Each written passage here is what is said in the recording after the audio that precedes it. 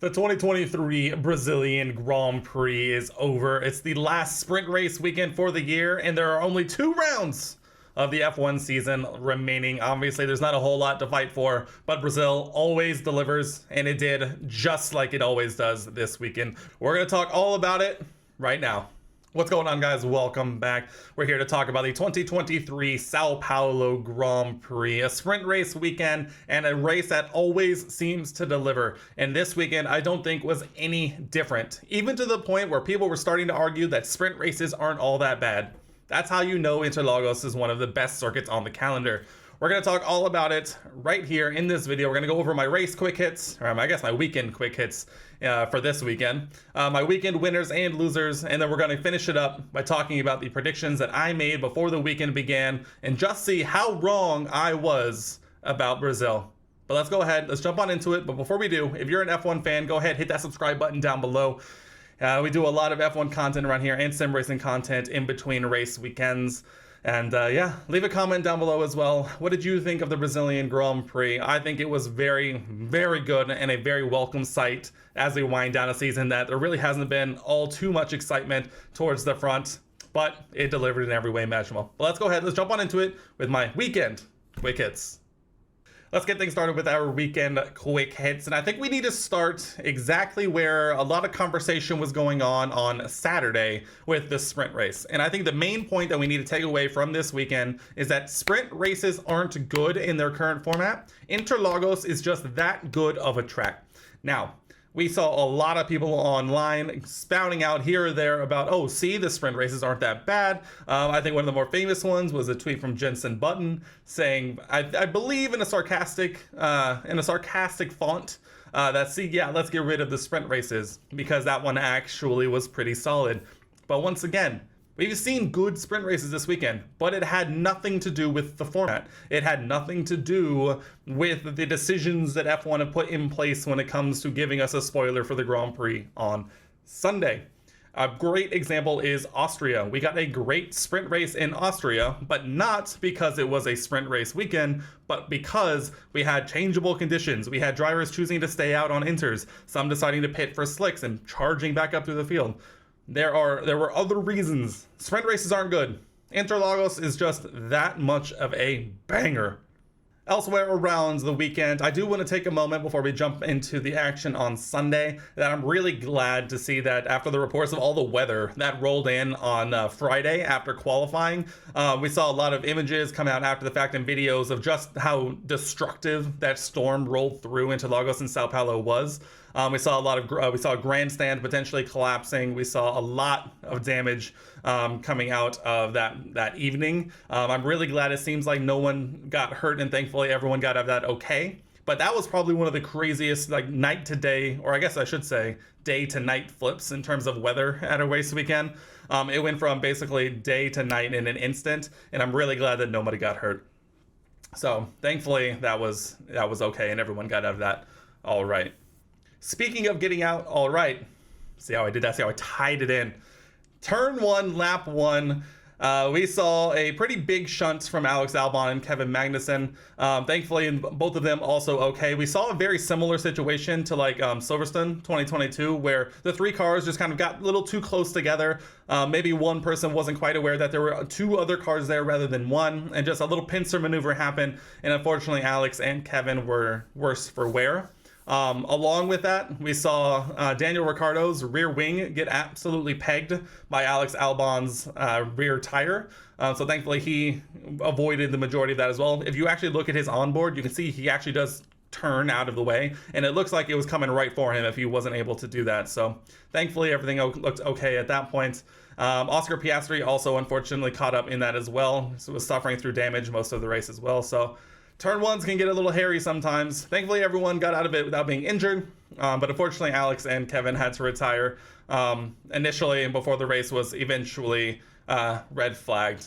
I guess we should also go ahead and use this opportunity to talk about Charles, because you can't even get to turn 1, lap 1 before surviving the formation lap. And Charles Leclerc said it perfectly himself, where he asked the universe, who is more unlucky than him, because he suffered a hydraulics failure on the formation lap and crashed out of the Grand Prix before it even started.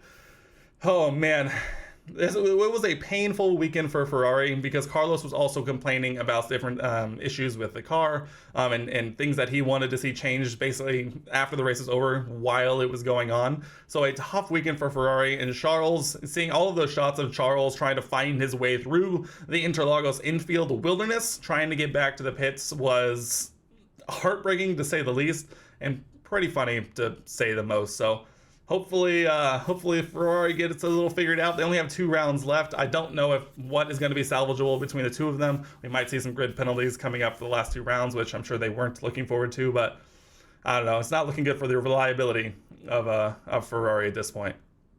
Moving on, let's go ahead. Let's see. What a great turnaround for Checo after Mexico. A P3 in the sprint, and then a P4 at the line versus Fernando Alonso in the Grand Prix. After coming off of Mexico, where he had obviously a turn 1, lap 1 DNF at his home race, to turn around and be pretty on the pace. Didn't necessarily qualify as well as he could, but we've seen a couple of drivers who have really decent race pace kind of not be quite there in qualifying. So he ended up moving forward, finished P4, almost on the podium, thanks to a drag race to the line against Fernando Alonso. Checo actually led going into the final lap, but man, Fernando Alonso put an absolute move on him that was more than worth it, I think so. But what a great turnaround for Checo. Happy to see him, have a solid weekend for once. It seems like it's been a very long time since we've seen him just be on the pace and really just have a good result at the end of the weekend. So very good result for Sergio, who I also think pretty much locked up P2 in the driver's standings. We're gonna talk about Merc here in a little bit, but yeah, pretty much I think locked that one up. So congratulations, Sergio. I'm pretty sure this is the highest he's finished in a drivers' championship as well. So a very successful season, even if it did include a lot of bumps and bruises along the way. Who has been taking some bumps and bruises? Aston Martin, out of nowhere, decides to come in and qualify P3 and P4 for the Grand Prix. What just happened this weekend? Coming off of a Mexico where they double DNF'd in Mexico, to come to Interlagos after more than a handful of rounds of just being absolutely off the pace and nowhere to be found. Fernando Alonso comes in battling a Red Bull around the Brazilian circuit and absolutely out-drags it to the line for a podium finish, for the first podium finish in a very long time. Lance also coming home for a very solid finish in P5, but I mean, seeing Fernando Alonso battle Sergio Perez for like the last 15 or so laps in an Aston Martin where it was just the two of them. I mean, Fernando was putting his car in the absolute perfect spot, and he held off Checo basically almost until right at the end, until he just got just poor enough an exit where Sergio was able to take the position from him, but none deterred, none bothered at all. He immediately takes it right back and takes it at the line by half a tenth to finish on the podium. So what a finish from Aston Martin. What a great show put on by Fernando Alonso. All right, let's talk about Mercedes briefly, because we're going to talk about him here in a little bit in the next section. If you know, you know. Mercedes literally went backwards in every session that we saw, somehow making it into Q3, probably thanks to the high downforce that they were running. Somehow makes it into Q3, qualifies okay. But boy, in every race session that we saw this weekend, all they did was go backwards. All we did was see them roast their tires, and boy, oh boy, was it frustrating to watch, even as a more neutral to Mercedes. And I mean, obviously I do like Mercedes, but boy, it was a struggle to see them this weekend, just going backwards. George finally looked a little bit more on the pace. Obviously, he won here last year, the sprint and the Grand Prix. So I think this is probably one of his more comfortable circuits. But at the same time, boy, was it frustrating to watch them just have no pace. As soon as you got on a straight, I mean, think about it this way. They were out-dragged multiple times by an Alpine, who famously has the least powerful engine on the grid this year, and they were comfortably 20 to 30 kph faster on the straights than these Mercs. So I don't know what they did this weekend, but never, ever do that again. Let's get back to the happier side of this. Logan Sargent, P11, starting P19, keeping his little nose clean there in the turn 1 incident. Comes back through, finishing P11. Points were there, but I think the way it kind of shook out, it wasn't really on. There was hope when we heard some radio messages about some potential issues for cars that were running in the points. But unfortunately, Logie none to do. But hey, with Albon DNFing, Logan had a very good race. I mean, obviously he didn't finish in the points, but he ran a very good race, so overtook some cars and finished in P11 on merit. And I think in a race where 6 cars DNF, I mean, that's all you can really do. Similar, we'll rotate on into this, is similar to Hulkenberg, who the Haas famously horrific race pace at all. Started P12, finished P12 in a race where your teammate crashes out and a bunch of other cars have mechanical failures. Sometimes just bringing the car home is a win. Finishing where you started in a Haas, that's a win in itself. So good on them. Lastly, Yuki Tsunoda, the absolute GOAT that he is, comes in at an absolute banger this weekend. A double points finish for him alone in the sprint and the Grand Prix. Single-handedly, I think by himself, I see a lot of people talking about this online, is now by himself versus Haas is no longer in last. Yuki now on 13 points on the season. An absolute fantastic weekend from Yuki Tsunoda. I'm not going to, a little spoiler, he's not my biggest winner this weekend. But what an absolutely fantastic turnaround for him as well, coming off of Mexico again, making that mistake in Mexico, putting himself out of the points there to come back and bag 2 points finishes in the sprint and the Grand Prix. Yuki, fantastic weekend. Good job. And then second to last point here. So all of the DNFs that we saw were Russell were a mechanical failure, Bottas and Zhou for a mechanical failure, and the Magnussen and Albon and Leclerc for crashes. Unfortunate weekend for Alfa Romeo. They were looking not necessarily on the pace, but it's tough to see a double DNF from mechanical reasons. Russell also DNF'd out of this one just to try and save the power unit. Just because I'm sure Merc definitely doesn't want to be taking any new PUs at this point in the season. I talked about Albon and Magnussen's collision on turn 1 and then Charles obviously as well. So a high attrition rate in this one. It'll be interesting to see what happens as they head to Vegas next week. Obviously, I think the teams are trying not to use more components than they need to at this point, just because there is only 2 rounds remaining in 2023. Boy, I'm so excited that we're coming down to Vegas. I know it's going to be interesting. I know it's going to be at least entertaining on some level, not only just because it's the first time back in Vegas, but I'm going to be there. That's right, we're going to the Las Vegas Grand Prix here in a week and a half. I'm excited to go and see what it's all about in person, whether it's good, bad, ugly, entertaining. I wanted to be there, so I'm looking forward to that. You can look forward to some content coming out of that from me as well. But let's go ahead. I think we'll wrap up quick hits there. Let's jump straight into our weekend winners and losers. Rolling right along into our weekend winners and losers. We're going to start with our weekend winner. And before we do give out my weekend winner, I do want to start with my honorable mention. I went back and forth on this one a lot. And this might turn out to be more of a 1A, 1B rather than a 1 and 2. Yuki Tsunoda, I talked about it in quick hits. Absolutely fantastic weekend. I mean, what are we even talking about? He's been absolutely flying the last 2 weeks. Obviously, his mistake in Mexico cost him a lot there, but to turn right back around and have as good a weekend as he did, especially when he's continuing to try and battle this narrative with Daniel Ricciardo, absolutely fantastic weekend, Yuki. Congratulations.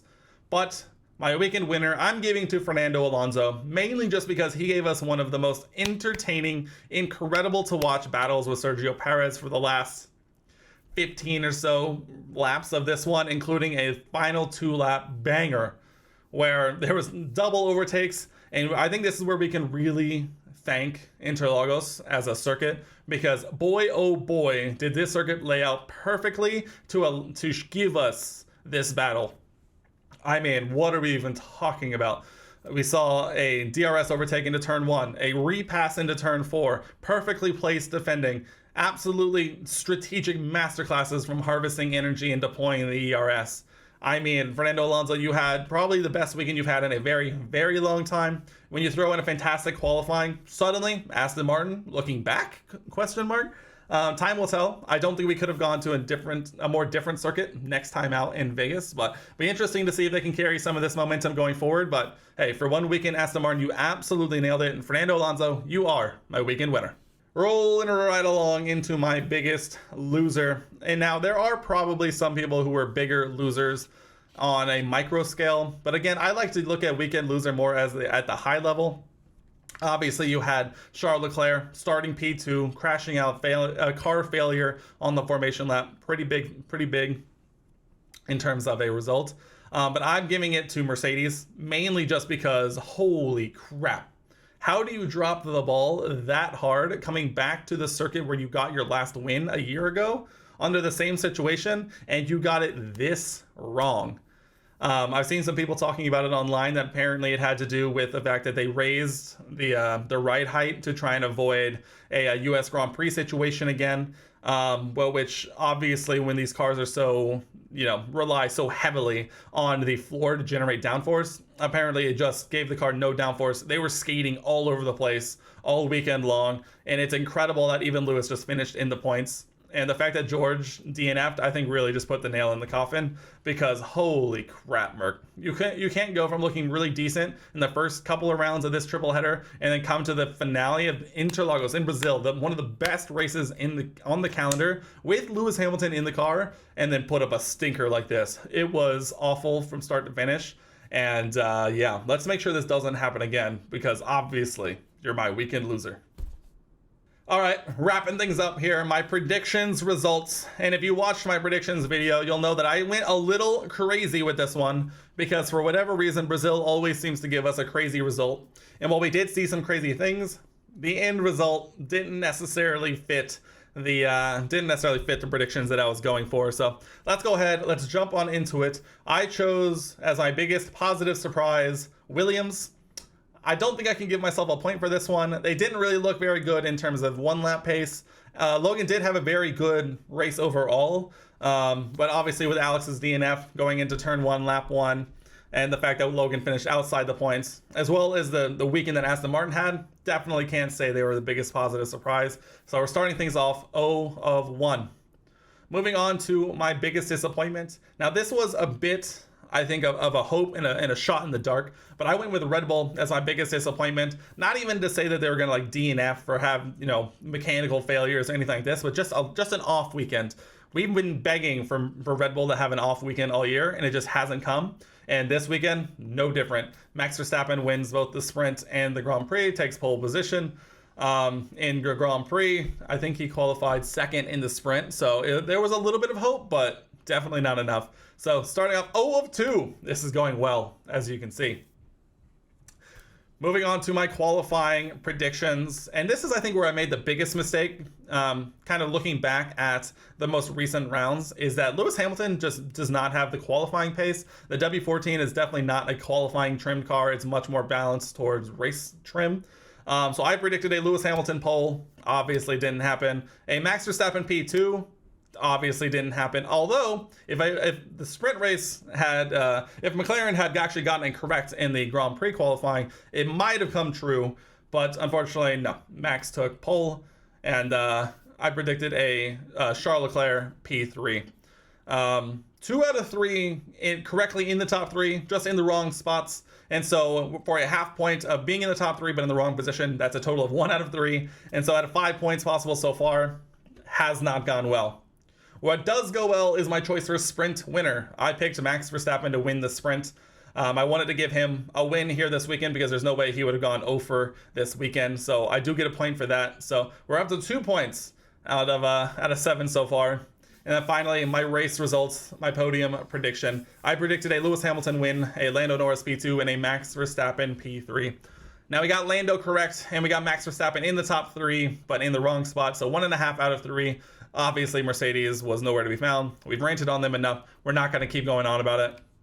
And then finally, my HOTS prediction of the race weekend. Now this was looking fairly okay going into the Grand Prix, just because they started 11th and 12th.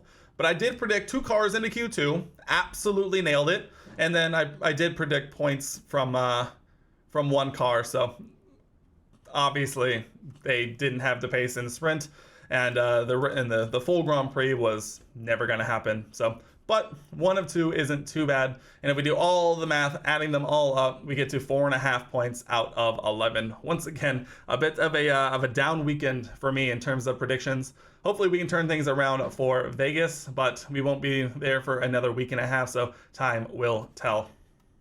That does it. That wraps up our 2023 Brazilian Grand Prix. It was an absolute banger. Interlagos, one of the best circuits on the entire calendar. I would love for F1 to go back to finishing the season at Brazil, because it always seems to give us entertaining races. It's one of the best laid out tracks on the calendar, in my opinion, and the others just don't really seem to hit quite the same. It really is one of the few tracks that make the sprint race worth it. And the like I said, the racing, the wheel-to-wheel racing is unmatched, I think, on the calendar. But so it's unfortunately come and gone, and only 2 rounds remain in the 2023 season. Las Vegas, and then we wrap up the season at Abu Dhabi here in just a few weeks. So next time out, they head to the bright lights of the Vegas Strip. I will be there. You'll be able to see some content live from Vegas while it's going on right here on the channel. So go ahead, hit subscribe, turn on notifications so you don't miss any of that content or any of the other sim racing content we like to do on this channel. For now, that's going to wrap it up for me here. We'll be back in a handful of days with some more content, as well as our Vegas predictions next week. But that's going to wrap it up for me here in this one, and I'll see you guys in the next one.